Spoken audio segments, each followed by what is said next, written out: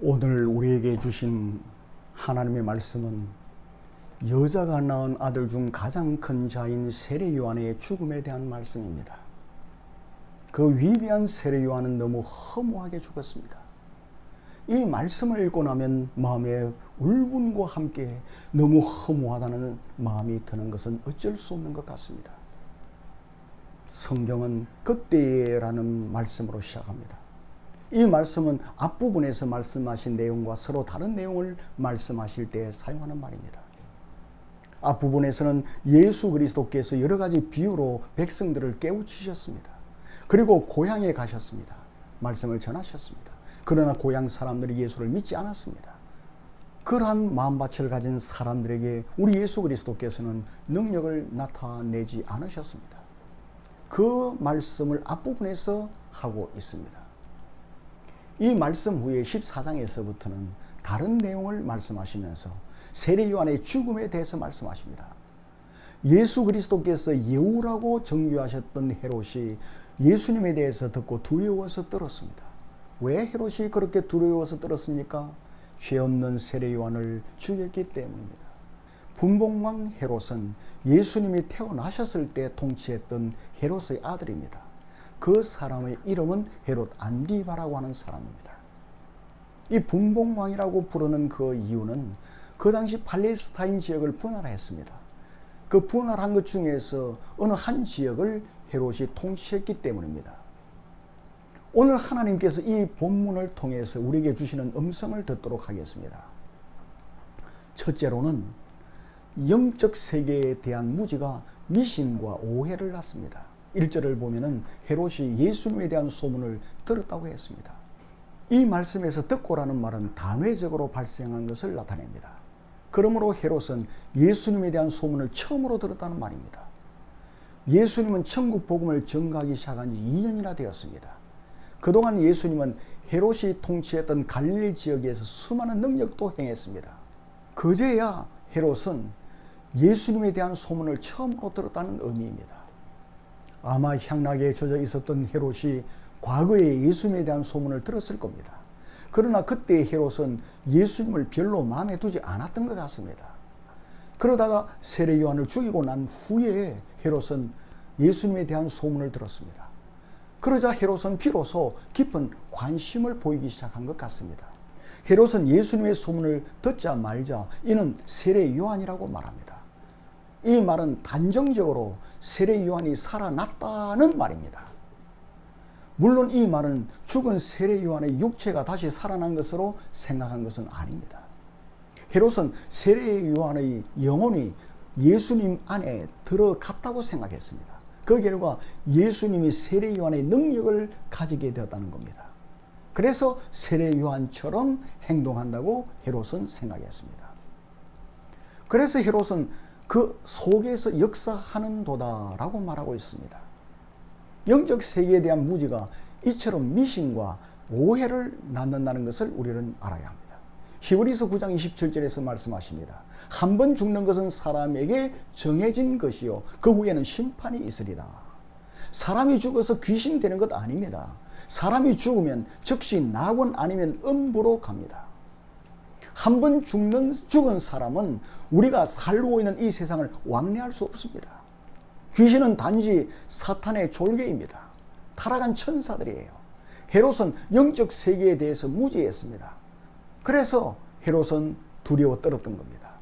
우리는 영적 세계에 대해서 무지해서는 안 됩니다. 그리고 두 번째 주는 의미는 성도는 죄를 죄라고 말해야 된다는 겁니다. 성도는 죄를 죄라고 말해야 합니다. 왜 세례 요한이 죽임을 당하게 되었습니까? 그 이유는 세례 요한이 헤롯의 불법을 지적했기 때문입니다. 헤롯은 자기의 동생의 아내 헤로디아와 불륜의 관계를 맺었습니다. 헤롯의 부도덕을 세례 요한이 지적을 했어요. 4절에서 세례 요한이 헤롯에게 말한 것은 계속해서 말하였다는 것입니다. 회개할 때까지 말한 겁니다. 그래서 미완료라고 하는 시제를 쓰고 있습니다. 이처럼 세례 요한이 헤롯의 죄를 계속해서 지적하자 헤롯은 세례 요한을 잡아서 투옥했습니다. 헤롯은 세례 요한을 죽이고 싶었지만 죽이지를 못했습니다. 그 이유가 뭐죠? 5절에서 말씀하십니다. 두 가지입니다. 첫째는 우리 하나님께서 헤롯 같은 죄인도 양심의 가책을 느끼게 하셨습니다. 마가복음 6장 20절에서 이 사실을 말씀하십니다. 헤롯은 요한이 의롭고 거룩한 사람임을 알았습니다. 그래서 세례 요한의 말을 들을 때 헤롯은 그게 범민했다고 말합니다. 또한 그것을 달갑게 들었습니다. 그래서 헤롯은 세례 요한을 보호하였다고 말씀하십니다. 하나님께서는 악한 헤롯이었지만 마지막까지 회개시키려고 하셨던 것입니다. 그래서 하나님께서는 헤롯의 마음에 양심의 가책을 느끼게 했던 것입니다. 그 결과 헤롯은 두려움에 떨었습니다. 그리고 헤롯이 두려워했던 두 번째 이유가 무엇이었습니까? 헤롯은 사람들을 두려워했습니다. 5절을 보면은 민중이 저를 세례 요한을 선지자로 여김으로 민중을 두려워하여라고 하였습니다. 의인은 하나님을 두려워합니다. 하지만 악인은 누구를 두려워합니까? 악인은 사람을 두려워합니다. 악인이었던 헤롯은 사람들을 두려워했습니다. 헤롯은 주체하기 힘들 정도로 크게 두려워했습니다. 그 이유는 이 두려워하다라고 하는 이 말은 초자연적인 현상 앞에서 두려워하는 것을 말합니다. 세상의 마지막 때에는 해와 달이 어두워질 것입니다. 별들이 떨어질 것입니다. 하늘이 마치 종이가 말려서 떠나가는 것처럼 말려서 없어지게 될 것입니다. 그리고 곳곳에 기근과 지진이 있을 것입니다. 헤롯은 최후 심판 때 당할 그러한 두려움을 지금 당하고 있는 것입니다. 권력에 집착하였던 헤롯은 예수님에 대한 소문을 듣고 이처럼 두려워했다는 것입니다. 그처럼 두려워하면서도 헤롯은 회개하지 않습니다. 그러던 중에 헤롯의 생일이 되었습니다. 6절을 보시기 바랍니다. 이 생일이라고 하는 말은 왕이 저기 기념일이라고도 할 수가 있습니다. 헤롯으로서는 잔치를 열 수밖에 없는 대단히 기쁘고 의미 깊은 날이었습니다. 그때 헤로디아와 옛 남편 사이에서 낳은 딸인 살로메가 헤롯을 기쁘게 하려고 무진 애를 썼습니다. 그래서 그 딸은 사람들의 눈을 자극하는 관능적인 춤을 매우 격정적으로 추었습니다. 그 춤을 보고서 헤롯은 너무나 기뻤어요. 그래서 살로메가 무엇을 구하든지 너에게 다 주겠다. 나라 절반이라도 주겠다. 그렇게 약속을 해버렸습니다. 성경은 맹세로서 약속했다. 그렇게 말씀하십니다. 이 말은 변개할 수 없을 정도로 단단히 맹세했다는 의미입니다.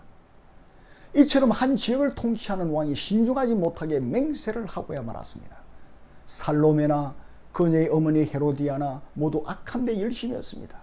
그 모녀는 세례 요한을 공동으로 죽이고자 사전에 모의를 했습니다. 그래서 그토록 열정적으로 춤을 추었던 것입니다. 음탕하게 춤을 추는 모습을 보고서 헤롯은 살로메가 구하는 것은 그 어떤 것도 다 주겠다. 그렇게 약속을 해버렸습니다. 그러자 살로메가 어떻게 했습니까? 엄마에게 쫄쫄쫄 쫓아갑니다.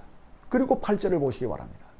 그가 제 의미의 시킴을 듣고 라고 말씀합니다. 시킴을 듣는다라는 말은 폭력을 사용하여 강제로 선동하다라는 의미가 있습니다. 그리고 이 말은 수동형으로 되어 있는 겁니다. 그러니까 헤로디아의 딸 살로메는 간악하고 잔인한 어미 헤로디아의 강압에 가까운 권유를 받았다는 의미입니다. 그래서 살로메가 가서 세례 요한의 머리를 요구하게 되었다는 의미입니다. 그 의미의 충동으로 딸 살로메는 뭐라고 헤롯에게 말합니까? 세례 요한의 머리를 소반에 담아 여기서 내게 주소서. 이 말이 굉장히 중요합니다. 여기서 내게 주소서라는 말은 반복되는 동작이 아니에요. 단 한 번에 이루어지는 결정적인 동작을 의미하는 것입니다. 그리고 여기서 내게 주라는 겁니다. 그러니까 이 말의 의미가 뭡니까? 바로 잔치가 벌어지는 이 장소에서 즉시 세례 요한의 머리를 배에 가지고 쟁반에 담아서 바로 여기에서 달라는 거예요. 살로메는 헤롯이 다른 변명을 하지 못하도록 세례 요한의 즉각적인 처형을 지금 요구하고 있는 겁니다. 그러자 헤롯은 어떻게 했습니까? 9절을 보시기 바랍니다. 왕이 근심하나 라고 말했습니다. 헤롯은 근심했습니다. 이 말도 수동형이에요. 그는 왕입니다. 왕이었지만 근심과 혼란이 공격해 들어오는 것을 그는 막을 도리가 없었던 겁니다. 우리는 깊이 생각해야 됩니다. 오늘날은 죄를 지적하지 않습니다. 요즘은 죄를 죄라고 말하는 사람이 없어졌습니다. 교회에서도 목사들이 죄를 죄라고 설교하지 않습니다. 목사가 죄를 죄라고 교인들에게 설교를 해버리면 다른 교회로 가버리기 때문입니다. 그래서 교회에서도 죄를 책망하는 설교가 사라져버렸어요. 세례 요한은 그러하지 않았습니다. 그는 죄를 죄라고 말했습니다. 그러자 세례 요한은 박해를 받아야 했습니다. 그것으로 끝난 것이 아닙니다. 세례 요한은 헤롯으로부터 목배임을 당했습니다. 이것이 죄를 죄라고 말한 사람의 마지막 모습입니다. 이 본문의 말씀을 통해서 하나님께서 우리들에게 말씀하고 싶은 것이 바로 이것입니다. 하나님의 백성은 비록 목배임을 당한다 할지라도 죄를 죄라고 말해야 한다. 이것입니다. 그리고 세 번째로는 악인은 심판을 두려워하면서도 회개하잖아요. 헤롯은 이처럼 커다란 죄의식과 심판에 대한 두려움으로 그는 떨었습니다. 그럼에도 불구하고 자신의 죄를 회개하지 않습니다. 그는 단지 두려워하기만 하고 죄악에서 떠나려 하지 않았습니다. 이것이 악인과 사탄의 공통된 특징입니다. 사탄은 하나님이 살아 계신다는 것을 잘 압니다. 그런데 우리가 야고보서 2장을 보면은 하나님은 사탄을 심판하여 영원한 멸망 가운데 던져 넣으실 것이라는 것을 잘 알고 떨고 있다고 말하고 있습니다. 사탄은 회개하지 않아요. 떨고 있는 것입니다. 사탄을 따르는 악한 사람들도 똑같습니다. 성경은 죄를 많이 지었기 때문에 악인이라고 말씀하지 않습니다. 성경이 말씀하시는 악인은 뭡니까? 죄를 많이 지은 자가 아닙니다. 회개할 줄 모르는 사람이 악인인 것입니다. 이 세상에 죄를 짓지 않는 사람 어디 있습니까? 모든 사람이 다 죄를 범했다고 로마서 3장 23절에서 말씀하십니다. 그러나 그러한 죄인도 회개하기만 하면 의인이 될 수 있는 거예요. 누구든지 회개하지 아니하면 악인으로 정죄를 받고 심판을 받아 영원한 지옥 형벌을 당하게 되는 거예요. 그러나 죄인도 회개하면 의인이 될 수 있는 겁니다. 회개하지 않았던 헤롯은 세례 요한을 죽이는 것을 중단할 수가 없었습니다. 그 이유가 무엇이었습니까? 자기가 맹세한 것이 있었기 때문입니다. 여기서 맹세가 복수형으로 되어 있습니다. 헤롯은 그 자리에서 여러 차례 맹세했음을 암시하고 있습니다. 헤롯은 여러 차례 맹세했기 때문에 더욱더 되돌릴 수가 없었습니다. 더구나 그 자리에 초대받았던 사람들은 보통 사람들이 아니었습니다. 마가복음 6장을 보면은 그 자리에 초대받았던 사람들은 대신들과 천부장들과 갈릴리의 귀인들이었습니다. 헤롯은 자기가 초대한 사람들의 이목 때문에 자기의 잘못을 솔직하게 시인할 용기조차 없었던 사람이었습니다. 그는 참 비열한 인간이었습니다. 그래서 아무런 죄가 없던 세례 요한의 목을 베어가지고 쟁반에 담아오라고 명령을 내립니다. 세례 요한의 목을 벤 사람은 물론 헤롯의 부하였습니다. 그러나 명령을 내린 사람은 누굽니까? 헤롯입니다. 이 본문의 말씀은 전적으로 헤롯에게 책임이 있다는 것을 말씀하고 있습니다. 10절에서는 그 사실을 분명히 하고 있습니다. 회개하지 않은 사람은 계속해서 더 큰 죄를 짓고 있는 겁니다.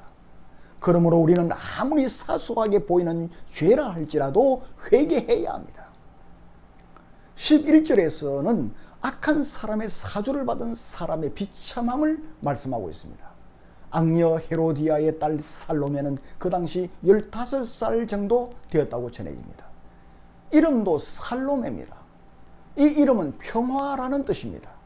그러나 15세 정도 되었던 살로메는 악한 사람의 사주를 받은 결과 참 비참한 인생이 되고 말았습니다. 살로메는 평화에는 전혀 기여를 하지 못했고 악녀가 되고 말았던 것입니다. 아담은 사탄의 유혹을 받은 결과 선악과를 따먹고 말았습니다.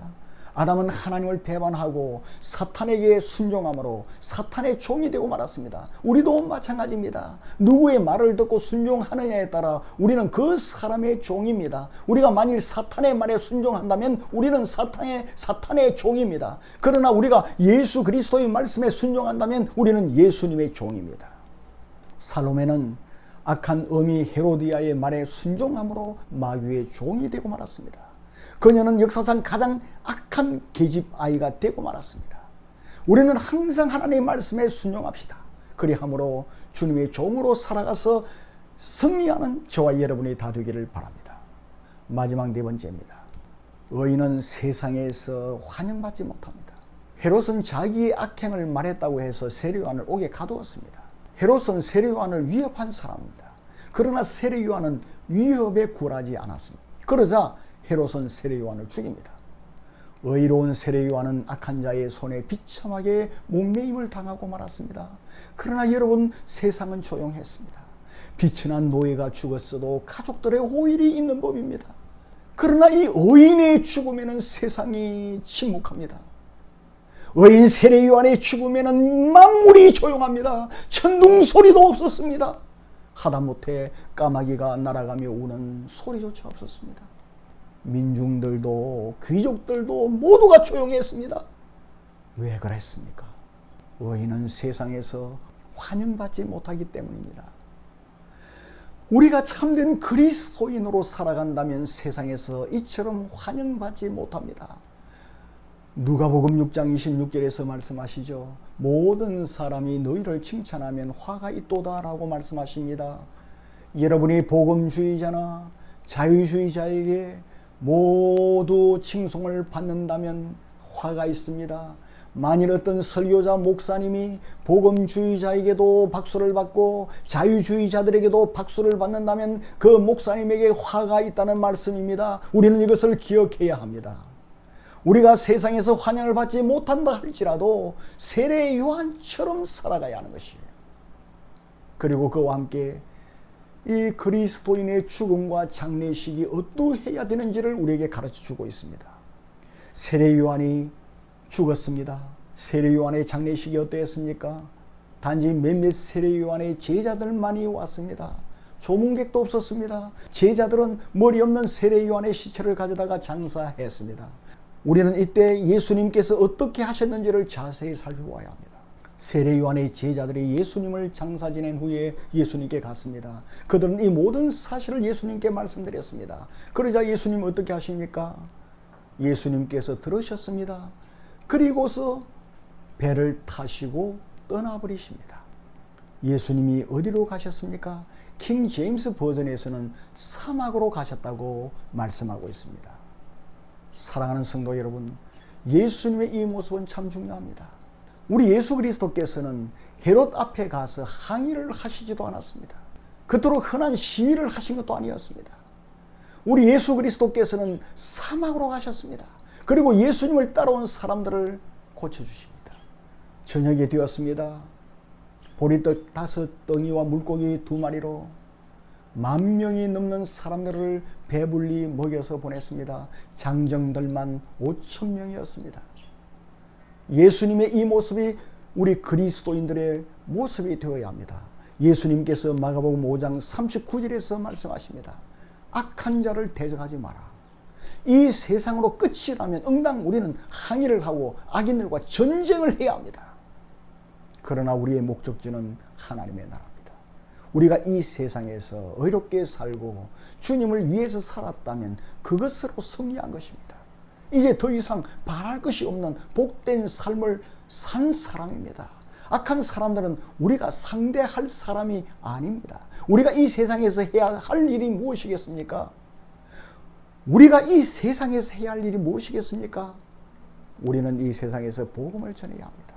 그렇게 함으로 우리는 길을 잃고 헤매고 있는 사람들을 그리스도 예수께로 인도해야 합니다. 그리고 우리는 이 세상에서 굶주린 자를 먹이고 헐벗은 자를 입히고 갇힌 자를 찾아보고 억눌린 자를 돌아보아야 합니다. 사랑하는 성도 여러분, 세례 요한의 죽음은 오늘날 우리에게 깊은 의미를 주고 있습니다. 첫째는 세례 요한의 삶은 예수님의 삶을 예표하고 있습니다. 예수님의 죽음도 그러할 것임을 예표합니다. 원수들의 야유와 비웃음 속에서 예수님도 십자가를 지실 것입니다. 그리고 죽으실 것입니다. 제자들도 도망해버리고 몇몇 소외된 여자들만이 지키는 예수님의 쓸쓸한 장례가 될 것임을 예표하고 있습니다. 그리고 둘째는 참된 그리스도인의 장례는 어떠해야 하는지를 교훈하고 있습니다. 이 세상 살 때에 예수님보다 더 큰 영광을 받고 살다가 죽을 때도 화로히 죽는 목사 장로들이 많습니다. 그들은 총회장이니 노회장이니 하면서 왕처럼 화려한 장례식을 치릅니다. 여러분, 그러나 세례 요한의 장례식은 그러하지 않았습니다. 더구나 우리 예수 그리스도의 장례식도 그러하지 않았습니다. 우리의 본격적인 삶은 아직 오지 않았습니다. 우리의 본격적인 삶은 아직 오지 않았어요. 우리의 본격적인 삶은 죽음 이후부터 시작되는 하나님의 나라입니다. 이 세상에 무슨 미련이 그렇게 많아서 이 세상에서 그처럼 화려하게 장례식을 치른단 말입니까? 진실한 그리스도인들은 천국에서의 상을 기다리고 있고 천국에서의 삶을 기다리고 있는 사람들입니다. 충성된 종들은 이 세상에서 영광을 받아버리면 천국에서 상이 없다는 것을 잘 알기 때문에 장례식을 요란하게 하지 않습니다. 그리고 죄를 죄라고 지적하고 진리를 위해서 살았다고 하면은 세례 요한처럼 미움을 받게 될 것인데, 악인이나 선인이나 다 박수를 받으면서 장례식을 치른다면 그 장례식은 하나님 보시기에 모욕적인 가장 저주스러운 장례식이 되는 것입니다. 그리고 셋째는 세례 요한처럼 사명을 다하는 것이 최대의 명예라는 것을 교훈하고 있습니다. 세례 요한은 예수님의 길을 예비하는 사명을 다했습니다. 충성된 종들은 사명만 다한다면 그 외의 모든 것은 아무런 문제가 되지 않습니다. 그 자체로서 영광스러운 것입니다. 그리고 넷째는 악한 사람에게 죽임을 당하는 것이 충성된 종에게는 영광스러운 죽음이라는 것을 교훈하고 있습니다. 그 당시 최고의 악인은 누구였습니까? 헤롯이었습니다. 예수님도 헤롯을 여우라고 하지 않았습니까? 악한 사람으로부터 죽임을 당한 세례 요한은 의인이라는 것을 증명합니다. 그리고 악한 사람에게 죽임을 당한 것으로 최고의 영광스러운 순교를 하고 있는 것입니다. 그리고 악한 사람에게 죽임을 당하는 것은 최고의 영광스러운 순교인 것입니다. 우리도 복음을 전하다가 악한 사람들로부터 핍박을 받아 죽임을 당한다면 그것이야말로 최고의 영광스러운 죽음이 되는 것이고 순교가 되는 것입니다. 여러분, 그 사실을 믿으시기를 바랍니다. 의인은 세상에서 환영을 받지 못합니다. 그러나 우리를 열렬하게 환영을 해줄 곳이 있습니다. 그곳은 우리 주 예수 그리스도께서 계시는 곳이요, 그리스도 예수의 아버지 하나님이 계시는 하나님의 나라입니다. 그곳은 우리가 영원토록 살아갈 곳입니다. 우리는 그러한 천국을 바라보며 세례 요한처럼 예수님처럼 살아갑시다. 그러한 복을 받는 저와 여러분이 다 되시기를 주님의 이름으로 축원합니다. 아멘.